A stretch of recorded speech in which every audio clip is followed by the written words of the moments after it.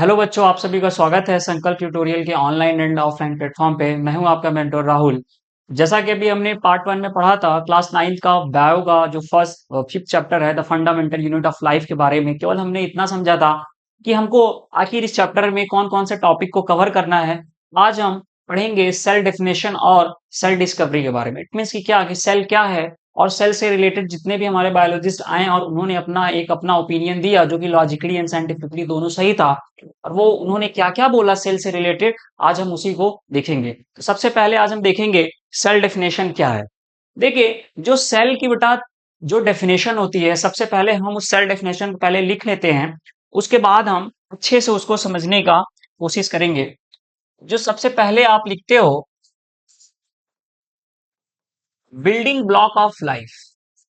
Building block of life. Second, fundamental fundamental unit of life. Third हम लिखते हैं, आप लोग इस डेफिनेशन को अक्सर सुनते होंगे, cell is the structural and functional unit of life. ये एन है, यूनिट ऑफ लाइफ। देखिए, सबसे पहले हम इस डेफिनेशन को समझ लेते हैं कि आखिर हमारा ये क्या है। देखिए, यहाँ पे आपको एक डायग्राम दिख रहा होगा।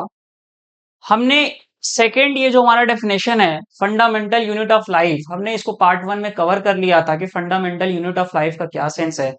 अगर आप इस डेफिनेशन को अगर आप समझ लिए हो, आप इसको भी और इसको भी जो थर्ड है आसानी से आप समझ सकते हो।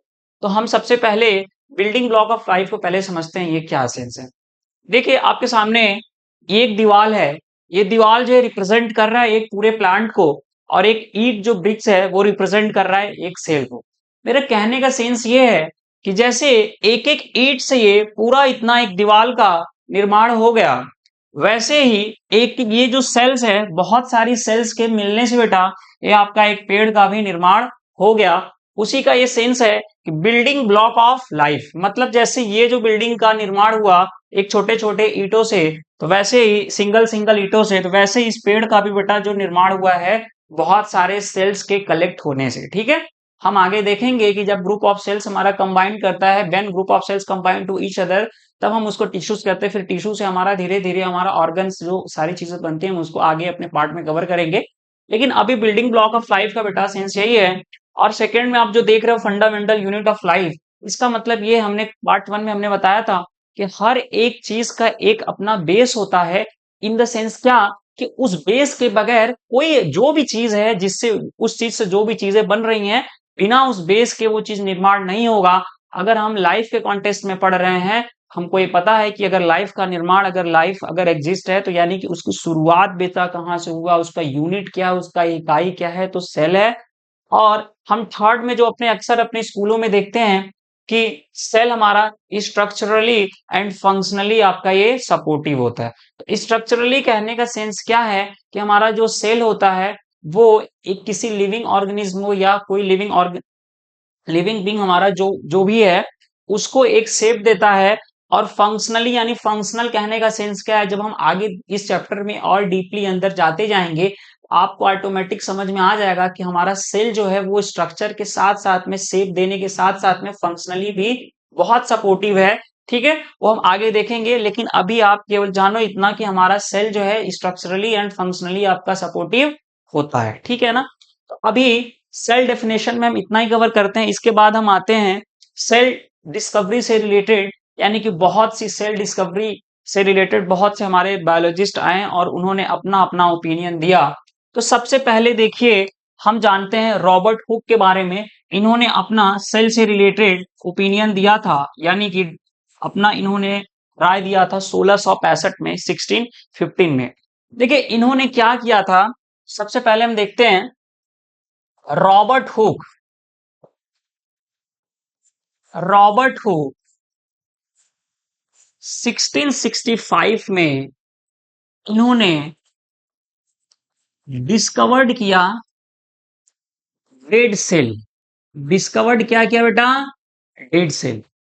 यानी रॉबर्ट हुक 1665 में इन्होंने डेड सेल की इन्होंने खोज की। तो अभी हम जो बात करने वाले हैं कि बाकी अगर ऐसा तो नहीं हुआ होगा कि रात में सोए होंगे अचानक इनके सपने में आया होगा, ठीक है, एक कोई ऐसी चीज है जो सेल है, नहीं, इन्होंने कुछ किया होगा, कुछ चीज का, यानी कोई चीज इन्होंने लिया होगा, उसमें देखे होंगे तभी। तो इन्होंने देखे रॉबर्ट हुक ने क्या किया था कि एक इन्होंने पेड़ की छाल ली।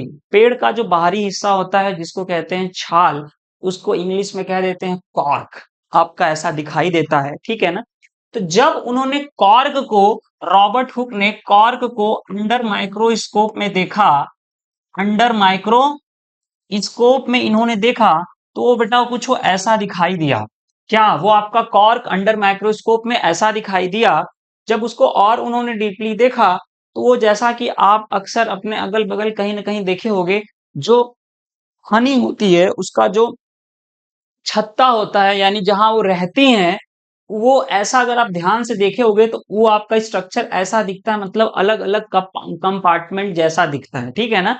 तो रॉबर्ट हुक ने जब कॉर्क को माइक्रोस्कोप में देखा, उनको हनी कॉम लाइक स्ट्रक्चर उनको दिखाई दिया, तो उन्होंने बोला कि ये क्या, यही आपका क्या है, सेल है। लेकिन सबसे मोस्ट इंपॉर्टेंट चीज आपको ध्यान रखना है कि इन्होंने लिविंग सेल की खोज नहीं की थी, इन्होंने जो भी सेल के बारे में अपना ओपिनियन दिया वो आपका डेड सेल था। वो क्या था, डेड सेल था। अच्छा, उसके बाद आप जैसा कि पढ़ रहे हो कि Robert Hooke discovered dead cell, आप सेकंड में लिखते हो कि ऑब्जर्व, इन्होंने कहीं ना कहीं देखा होगा ना, ऑब्जर्व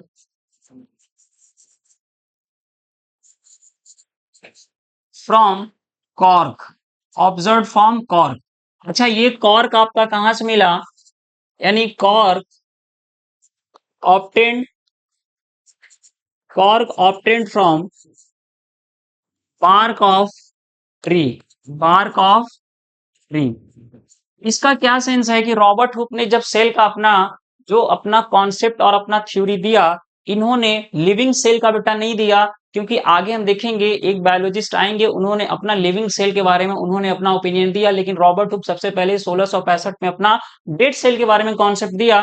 तो कहां से उठाया, जो अब बार्क ऑफ ट्री, यानी कि जो पेड़, यानी बार्क ऑफ ट्री लिया, बार्क ऑफ ट्री लिया इन द सेंस क्या कि जो पेड़ होते हैं उसका बाहरी जो हिस्सा होता है छाल, उसी को क्या कहते हैं, कॉर्क। उसको माइक्रोस्कोप में देखा तो उनको हनी कॉम्ब लाइक स्ट्रक्चर उनको दिखा, और उन्होंने देखा कि आप ये अलग अलग कंपार्टमेंट दिख रहे हैं, ये अलग अलग बहुत सारे कंपार्टमेंट दिख रहे हैं, बहुत सारे अलग अलग कंपार्टमेंट दिख रहे हैं।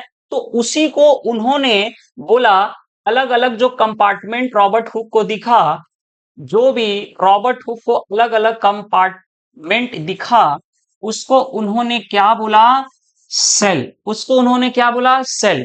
और आपको पता होना चाहिए कि सेल जो है, सेल, ये जो वर्ड है, इट डिराइव्ड,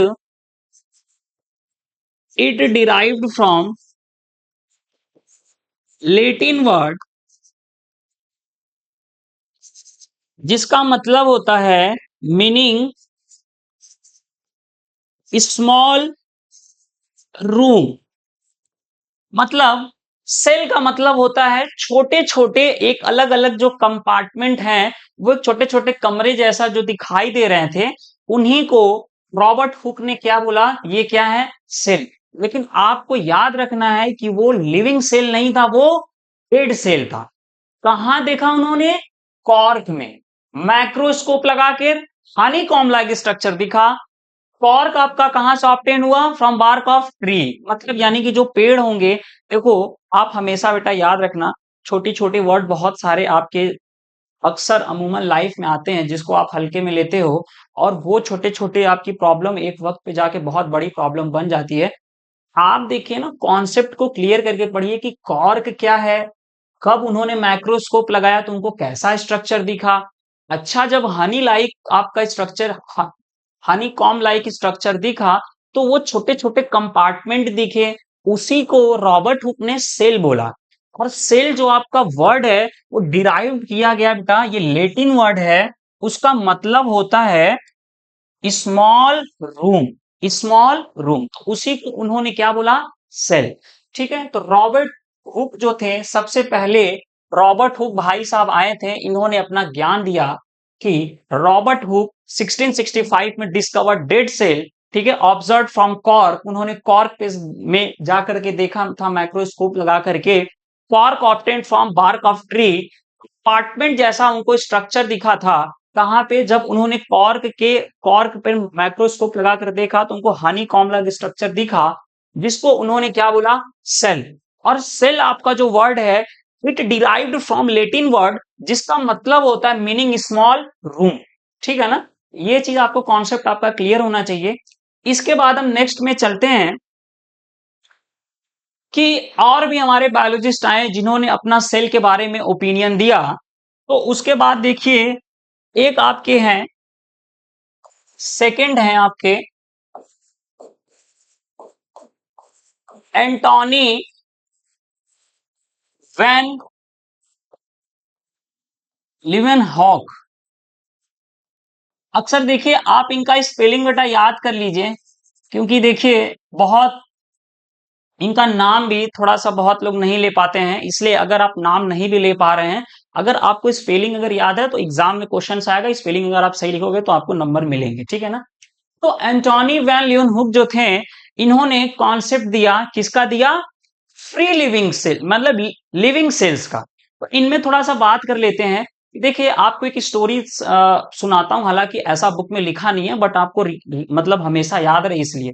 देखिए जो रॉबर्ट हुक थे, रॉबर्ट हुक कहीं ऐसे चल रहे थे, कहीं बैठे रहे होंगे, उन्होंने एक पेड़ का टुकड़ा देखा होगा, बार्क ऑफ ट्री। उसके बाद उन्होंने उसके ऊपर का जो छाल था उसको कॉर्क बोल रहे हैं, उसको माइक्रोस्कोप लगाए, तो उसमें उन्होंने हनी कॉम्ब लाइक जैसा स्ट्रक्चर देखा, उसी को उन्होंने क्या बोला? ये सेल है। ठीक, और सेल वर्ड आपका डिराइव कहां से हुआ? लेटिन वर्ड है, जिसका मतलब होता है स्मॉल रूम्स। ठीक, उसके बाद देखो, जब एंटोनी लेवेनहुक भाई साहब आए, इन्होंने बोला कि हम क्यों इस दौड़ में पीछे रहे। तो इनको कुछ नहीं समझ में आया, तो चले गए तालाब में तैरने के लिए। जब इन्होंने तालाब में जब ये गए तैरने के लिए, तो वहां से इन्होंने क्या खोज निकाला भैया? Living cell. क्या खोज निकाला? Living cell. ठीक है, ये भी माइक्रोस्कोप में देखे होंगे और वहां से कहे होंगे ठीक है भैया, ये क्या है भैया? आपका लिविंग सेल है। तो एंटोनी वैन लीeuwenhoek जो थे, इन्होंने लिविंग सेल का कॉन्सेप्ट दिया।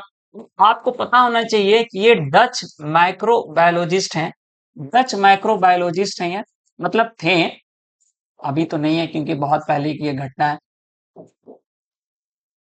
ठीक है, इन्होंने अपना जो कॉन्सेप्ट बेटा दिया था 1674 में, यानी 1674 में।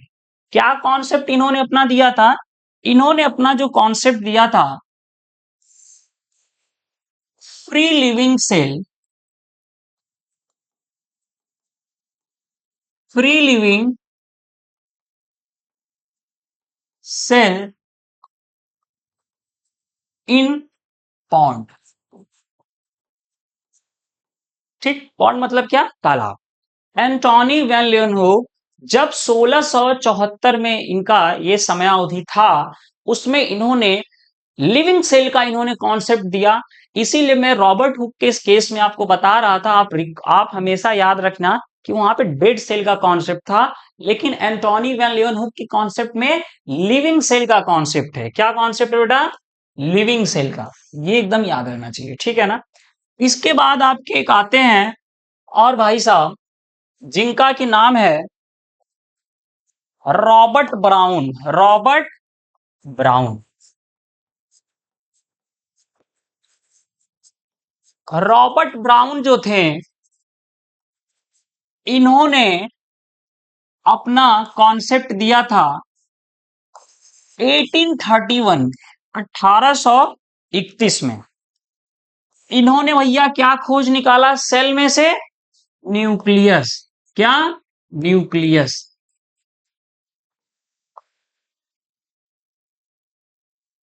1831 में रॉबर्ट ब्राउन ने कॉन्सेप्ट ला दिया किसका? न्यूक्लियस का। कि हाँ, कि जैसे रॉबर्ट हुक ने डेड लिविंग सेल खोजा, एंटोनी वैन लीeuwenhoek ने लिविंग सेल का कॉन्सेप्ट दिया। उसके बाद चूंकि सेल को तो खोजा ही जा चुका था, अब उसी सेल को उठाए होंगे रॉबर्ट ब्राउन, माइक्रोस्कोप लगाए होंगे, उसमें उन्होंने क्या देख लिया भैया, न्यूक्लियस। तो इन्होंने बोला कि न्यूक्लियस जैसी कोई चीज है जो कि सेल के अंदर पाई जा रही है। जब इतने लोग लाइन बाय लाइन आते गए तो धीरे धीरे और भी लोग लाइन में धीरे धीरे आते जाएंगे, ठीक है ना। उसके बाद चौथे में आते हैं भैया, उर्किंजे भाई साहब आते हैं। इन ये अपना 1839 में अपना ये कॉन्सेप्ट देते हैं, 1839 में कॉन्सेप्ट देते हैं। ये आपका कौन सा कॉन्सेप्ट देते हैं, प्रोटोप्लाज्म का। किसका देते हैं ये कॉन्सेप्ट, प्रोटोप्लाज्म का, कि भाई प्रोटोप्लाज्म जैसी कोई ऐसी चीज है जो कि आपकी सेल में पाई जा रही है। इन्होंने प्रोटोप्लाज्म जैसा अपना कॉन्सेप्ट दिया कब, 1839 में। हालांकि देखिए हम ईयर लिख रहे हैं, आपको ईयर लिखने का कोई उतना, अगर एग्जाम में आप नहीं भी लिखते हो तो कोई ऐसा कोई खास सीन नहीं होगा, लेकिन अगर आप लिखोगे तो थोड़ा और अच्छी बात रहेगी। लेकिन रॉबर्ट हुक के केस में थोड़ा सा 1665 याद रखना, क्योंकि वो सबसे पहली क्रांति थी सेल से रिलेटेड, क्योंकि हम अपने बुक के अकॉर्डिंग जो पढ़ते हैं, तो इसलिए वहां पे सन लिखते हो तो थोड़ा अच्छा लगता है, ठीक है ना। बाकी ये नीचे नहीं भी याद रखता है तो कोई दिक्कत वाली बात नहीं है। तो अभी तक देखिए आपने सेल डिस्कवरी से रिलेटेड आपने चार लोगों की बातें पढ़ी। रॉबर्ट हुक डेड सेल याद करो, ठीक है। कहां से खोजे, कॉर्क से, ठीक। जब माइक्रोस्कोप में देखें तो उनको हनी लाइक कॉम स्ट्रक्चर मिला। फिर दूसरे में क्या देखे आप, एंटोन लेवन हुक के बारे में देखें, लिविंग सेल का उन्होंने खोज किया। कहां से, पॉन्ड में से। तीसरे में देखो क्या भैया, रॉबर्ट ब्राउन, इन्होंने क्या खोज किया, न्यूक्लियस का। फिर पुरकंजे भाई साहब जो आए, इन्होंने किसका खोज किया, प्रोटोप्लाज्म के बारे में। किसके बारे में, प्रोटोप्लाज्म के बारे में।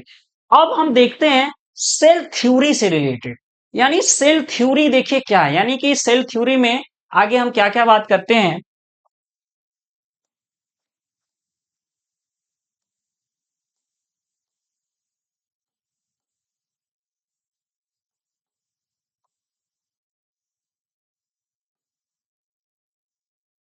देखिए सेल थ्योरी में इसमें दो लोग आए हैं, सेल थ्योरी में दो लोग आए हैं।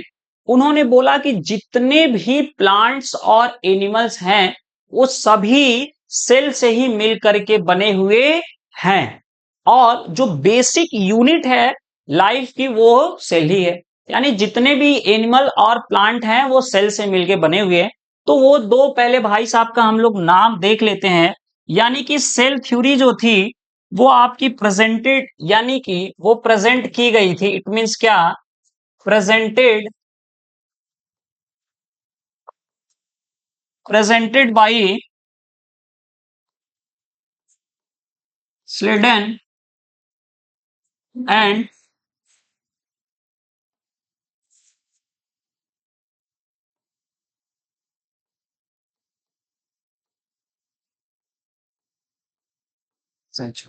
ये दो भाई साहब थे जिन्होंने सेल थ्योरी को प्रेजेंट किया। इनका देखिए क्या कहनाम था, इनका कहनाम ये था कि all plants, all plants and animals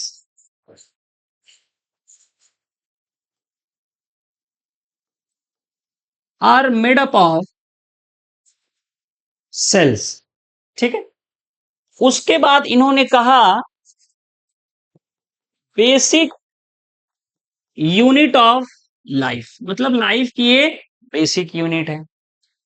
मतलब कि सेल थ्योरी दो भाई साहब लोगों ने दिया जिनका नाम है स्लेडन एंड सेचवान। देखिए इनका भी नाम थोड़ा सा बड़ा कॉम्प्लिकेटेड लगता है, इसलिए मेरा तो रिकमेंडेशन है बेटा आप इनका स्पेलिंग जरूर आप याद कर लेना। क्योंकि देखिए नाम अमूमन थोड़े से इनके टेढ़े हैं, लेकिन अगर आपको स्पेलिंग अगर याद है तो आप स्कूल में स्पेलिंग आप अगर सही लिखोगे तो नंबर आपको मिलेंगे, ठीक है ना। इन्होंने अपना कॉन्सेप्ट दिया कि जितने भी प्लांट्स और एनिमल हैं वो सेल से मिलकर बने हुए हैं, और लाइफ का जो बेसिक यूनिट है वो क्या है, सेल, ठीक है ना। उसके बाद इसी सेल थ्योरी को, इसी सेल थ्योरी को एक लोगों ने इसको एक्सप्लेन कर दिया। इसी सेल थ्योरी को, इसी सेल थ्योरी को एक एक और भाई साहब का नाम है जिनका नाम है विरचॉ, विरचॉ, उन्होंने इसको एक्सपेंड कर दिया। यानी कि इसमें और थोड़ा सा मॉडिफिकेशन कर दिया, इसमें और थोड़ा सा उन्होंने क्या कर दिया, मॉडिफिकेशन। यानी cell theory,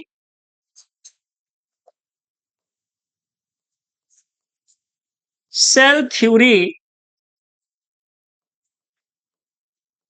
theory expanded by